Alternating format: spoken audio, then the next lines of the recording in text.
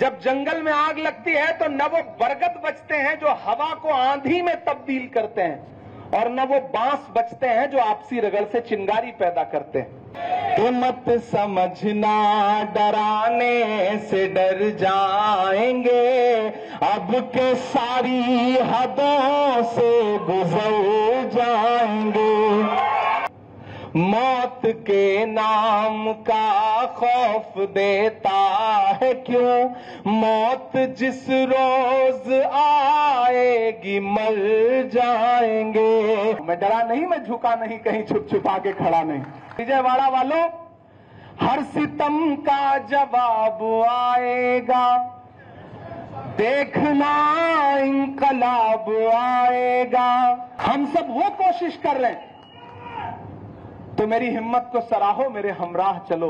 मैंने एक शम्मा जलाई है अंधेरों के खिलाफ। मैं विजयवाड़ा आज ना आता, मेरे पास 50 बहाने थे। मैं कह सकता था कि मैं यहां मसरूफ हूं, वहां मसरूफ हूं। मैं मसरूफ था भी, मुझे झूठ नहीं बोलना था, मुझे सच बताना था। लेकिन जब विजय राव जी आए तो मुझे लगा कि एक इंसान जिसकी उम्र इतनी है, वो कितनी मोहब्बत के साथ चाहता है कि कम्युनल हार्मोनी पे बात हो, एकजुटता पे बात हो। मैंने कहा विजय राव जी आप चलिए, आप करिए प्रोग्राम, कुछ नहीं, मैं सीधे हाजिर होता हूं। मैं एयरपोर्ट पे उतरा, न तो चेंज करने गया, न मौका भी नहीं था, मैं सीधे आपके बीच में हाजिर हुआ। मुझे लगा कि आप सारे लोग पसीने में बैठे होंगे परेशान होकर के। तो साथियों, फिर कह रहा हूं कि बहुत लंबी चौड़ी तकरीर नहीं करना है, हालांकि ये कहते कहते मैंने लंबी चौड़ी तकरीर कर दी है काम भर की। तो आपसे बस ये गुजारिश करता हूं कि सिर्फ विजयवाड़ा तक इसको मत रोकिए। आंध्र प्रदेश में तो खुसूसी तौर पे आपके जो मौजूदा सीएम हैं, इन्होंने जिस तरह से अपने चेहरे से नकाब हटाई है, अपना रुख बदला है, इसको बेनकाब करने के लिए तो पूरे आंध्र प्रदेश के एक एक डिस्ट्रिक्ट में लोगों को जाके बताइए कि ये वही है कि जो अवतार में आए थे तो कह रहे थे कि नहीं हम कोई आपके खिलाफ काम नहीं होने देंगे, और अगले दिन जब बिल पेश हुआ तो ऐसे खामोशी के साथ उन्होंने सरेंडर किया ना कि कोई भी शर्मा जाए। तो अगर आज दिल्ली में नफरतें उफान पर हैं, तो उसमें सबसे बड़ा मैंने कहा ना 2 स्टेट। किसी बड़े बुजुर्ग ने कहा है कि जब जंगल में आग लगती है तो न वो बरगद बचते हैं, बरगद एक बहुत बड़ा दरख्त होता है, जब जंगल में आग लगती है तो न वो बरगद बचते हैं जो हवा को आंधी में तब्दील करते हैं, और न वो बांस बचते हैं जो आपसी रगड़ से चिंगारी पैदा करते हैं। तो ये जो बरगद हैं, इन बरगदों ने हवा को आंधी में तब्दील किया है। ये गुनहगार हैं, आने वाली नस्लें इनसे जरूर सवाल पूछेंगी, इसमें कोई दो राय नहीं। तो साथियों, आप सबको एक बार फिर से बहुत मुबारकबाद देता हूं, और यूनाइटेड फॉर हार्मोनी इस प्रोग्राम के लिए आप साथियों को एक बार फिर से विजय राव जी और उनकी पूरी टीम को और प्रशांत भूषण जी को सबको बधाई। बड्डे राव जी जिस तरह से इस उम्र में भी जो मोहब्बत के लिए उनका जज्बा है, बैठे हैं, निजामत कर रहे हैं, लंबा सा सफर तय करके आए हैं। मुझे लगता है विजय राव जी के लिए और बड्डे राव जी के लिए एक बार जोरदार ताली आपकी बजनी चाहिए। इन 2 बड़ों की कोशिशें यकीनन बहुत बड़ी हैं। अच्छा, ये भी करना पड़ेगा, मुझे लग रहा था भाषण से काम चल जाएगा। अच्छा,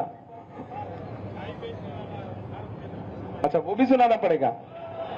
मुझे लग रहा है आज ही सारा हिसाब किताब आप लोग कर लेंगे। बहुत सारी नज़्मों के लिए साथियों ने हुक्म दिया है, और मैं खुद फैसला नहीं कर पा रहा हूं कि मैं क्या सुनाऊं। मैं बस एक छोटी सी नज़्म सुना करके आपसे विदा ले लेता हूं।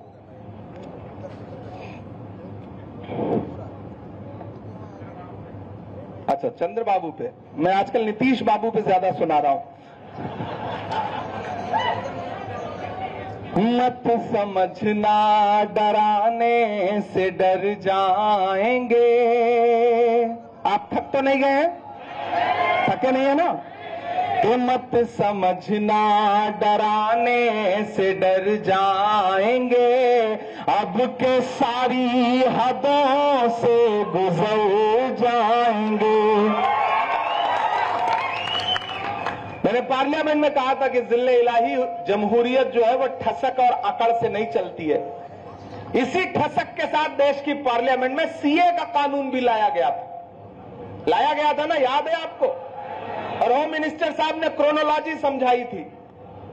लेकिन मैं मीडिया के साथियों को उस कानून का सच बताता हूं कि उस कानून के आने के बाद आज तक, जब नारा यह लगाया गया था कि पड़ोसी मुल्कों से हिंदू भाइयों को ला करके भारत की सिटीजनशिप दी जाएगी, लेकिन आप यकीन जाने ये डेटा है पार्लियामेंट का कि आज तक जब से वो कानून आया है 2000 हिंदू भाई भी नागरिकता लेने के लिए इनके पास नहीं आए, 2000 भी। लेकिन उसके उलट पिछले 10 साल में इस देश के 15 लाख से ज्यादा लोगों ने हिंदुस्तान की सिटीजनशिप छोड़ दी है और दूसरे देशों में जाकर के बस गए। मैंने उस दिन उनके मुंह पे कहा तो वो बगले झांकने लगे। मैंने कहा आप इसी जिद के साथ किसानों के खिलाफ भी कानून लाए थे और आपने बड़े बड़े फायदे गिनाए थे किसानों को कि ये जो फॉर्म्स लॉ हैं इनके बड़े फायदे हैं। जैसे आज वक्फ के कानूनों के बड़े फायदे गिना रही है भाजपा। मतलब ये कह रही है कि हम मुस्लिम बहनों के इंसाफ की बात कर रहे हैं, हम मुस्लिम बहनों को उनका हक देंगे। मैंने कहा बिल्किस बानो के बलात्कारियों की रिहाई पर उन्हें माला पहनाने वाले मुस्लिम बहनों के हक और इंसाफ की बात कर रहे हैं। उन्होंने कहा हम गरीब मुसलमानों को इसमें हक देंगे। मैंने कहा माइनॉरिटी मिनिस्ट्री का बजट कट करके, मौलाना आजाद नेशनल फेलोशिप बंद करके अब ये कह रहे हैं कि वक्फ के पैसे से मुस्लिम बच्चों की पढ़ाई पे ध्यान देंगे। उन्होंने कहा हम गरीब मुसलमानों का भला करना चाहते हैं। हमने कहा तबरेज अंसारी से लेकर पहलू खान से लेकर के अखलाक से लेकर के कई सारे लोगों को मॉब लिंचिंग में मारने वाले लोगों की हिमायत करने वाली पार्टी के लोग ये कह रहे हैं कि हम वक्फ बिल से मुसलमानों की हिमायत की बात करेंगे। तो मेरे भाई, इसलिए मैं आपसे ये कह रहा हूं कि अल्लाह ये कहिए कि मत समझना डराने से डर जाएंगे, अब के सारी हदों से गुजर जाएंगे, मौत के नाम का खौफ देता है क्यों, मौत के नाम का खौफ देता है क्यों, मौत जिस रोज आएगी मर जाएंगे, मत समझना कि हमने ज़मज़म दिया आबे गंगा दिया। विजय राव जी के बुलाने पे इमरान यहां खड़ा है और हम सब मिलकर मोहब्बत की बात कर रहे हैं।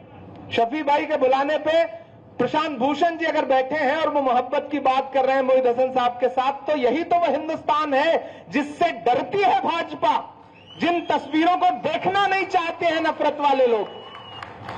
कि हमने ज़मज़म दिया आबे गंगा दिया, तुमने भारत को दंगा ही दंगा दिया।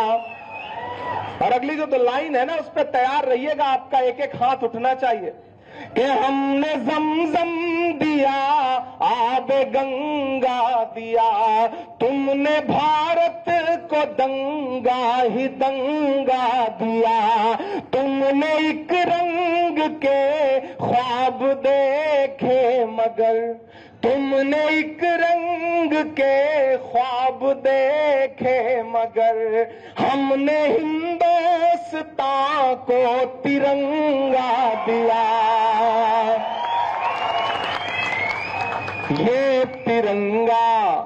ये तिरंगा बदन पर लपेटे हुए, ये तिरंगा बदन पर लपेटे हुए, एक दिन इस ज़मीन में उतर जाएंगे, मत समझना डराने से डर जाएंगे, अब के सारी हदों से गुजर जाएंगे।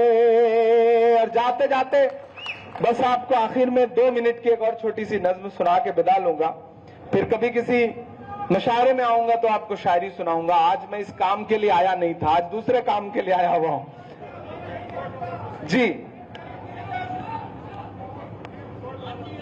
जी जी जी, मैं सारे सुना देता हूं। अभी तो पीछे से मुझे दादा ने याद दिलाया, मैं पिछले दिनों गुजरात गया, जामनगर गया, और मैं जामनगर तब गया जब देश की पार्लियामेंट में एक दिन होम मिनिस्टर साहब रिप्लाई करते करते डॉक्टर बाबा साहब अंबेडकर के बारे में अपमानजनक बात कर गए।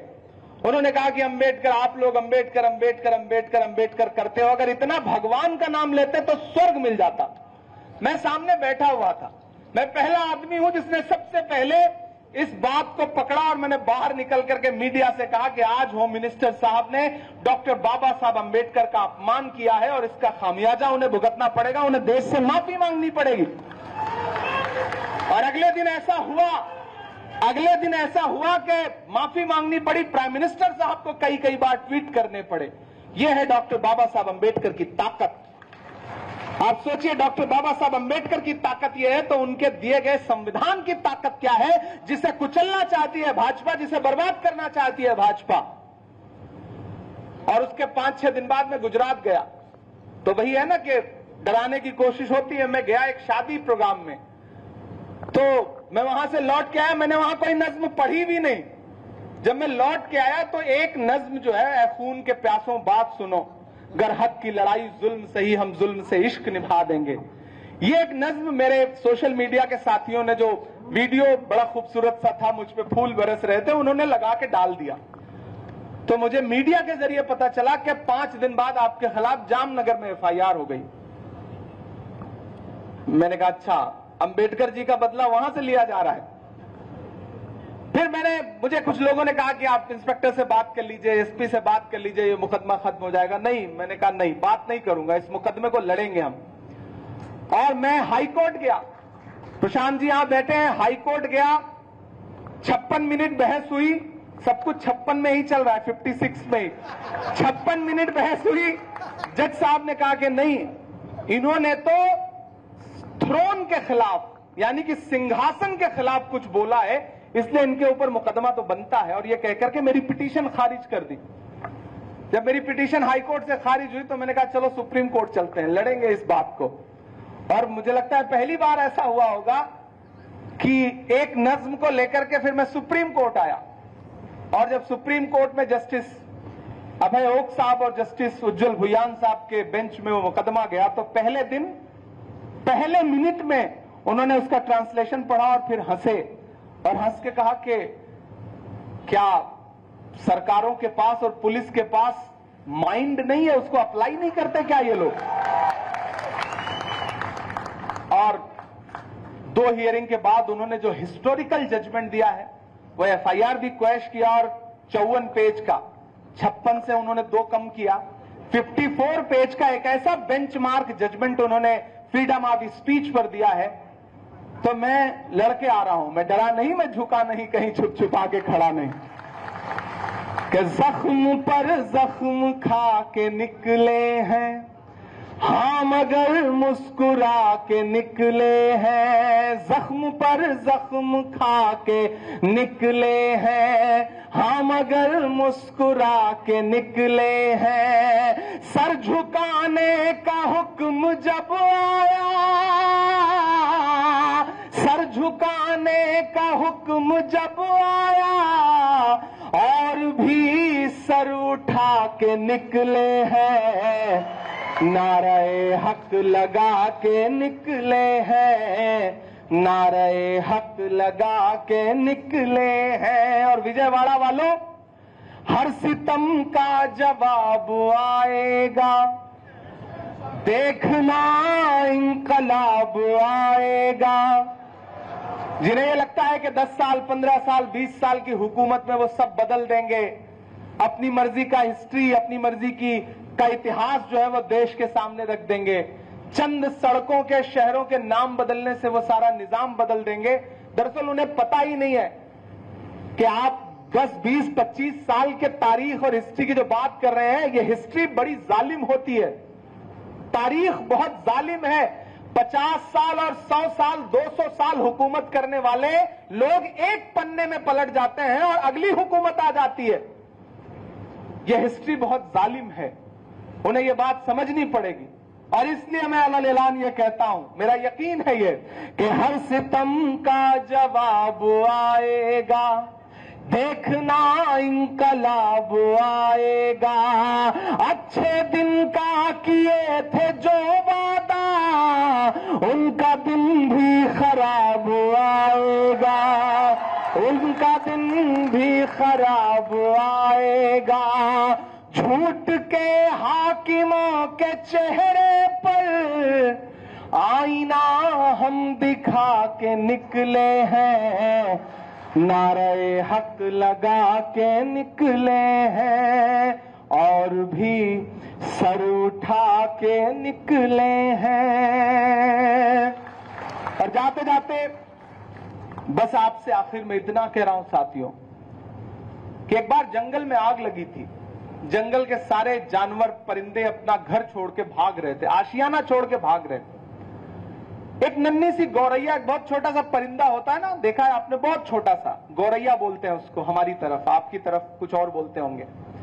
वो नन्ही सी गौरैया अपने जलते हुए घोंसले को देख रही थी और पड़ोस में जो एक दूसरा दरख्त था उस पर बैठ करके उसकी आंख में आंसू थे। एकाएक उसके अंदर हिम्मत आई, उसको लगा कि ये दहकती हुई आग मेरा आशियाना जला दे रही, पूरे जंगल को जला दे रही। तो पड़ोस में एक और जंगल था जहां पर एक तालाब था, उसमें पानी था। वो उड़ती हुई उस तालाब के ऊपर गई और अपनी चोंच, नन्ही सी चोंच में जो 2 बूंद पानी भर सकती थी ना, वो भर करके उस दहकती हुई आग के ऊपर उड़ करके आई और अपनी चोंच का 2 बूंद पानी छोड़ दिया। फिर पलट के गई, फिर चोंच का 2 बूंद पानी लेकर आई, फिर गई, फिर लेके आई। ये करते करते जब वो बहुत थक गई ना, तो वो सामने जो पेड़ था उस पर बैठ के थोड़ा सा सुकून की सांस लेने लगी। तो वहां बैठे हुए अजगर ने उससे कहा, क्यों री गौरैया, तुझे क्या लगता है तेरे 2 बूंद पानी से जंगल की इतनी बड़ी आग बुझ जाएगी? तो गौरैया के जवाब को विजयराव जी का जवाब समझना, प्रशांत भूषण जी का जवाब समझना, इमरान का जवाब समझना, मस्तान वली का जवाब समझना, दादा गांधी जी का जवाब समझना। गौरैया ने अजगर से कहा कि मुझे यह पता है कि मेरे 2 बूंद पानी से शायद जंगल की इतनी बड़ी आग का कुछ ना बिगड़े, लेकिन उससे भी बड़ी बात मुझे यह पता है कि आने वाले दिनों में जब जंगल का इतिहास लिखा जाएगा तो मेरा नाम आग लगाने वालों में नहीं बल्कि आग बुझाने वालों में लिखा जाएगा। हम सब वो कोशिश कर रहे हैं, तो मेरी हिम्मत को सराहो, मेरे हमराह चलो। मैंने एक शम्मा जलाई है अंधेरों के खिलाफ। बहुत शुक्रिया आप सारे लोगों की मोहब्बतों का। फिर आपसे कभी मुलाकात होगी। न्यूज नेशन अब व्हाट्सएप पर खबरों की ताजा अपडेट के लिए न्यूज नेशन के इस QR कोड को स्कैन करें।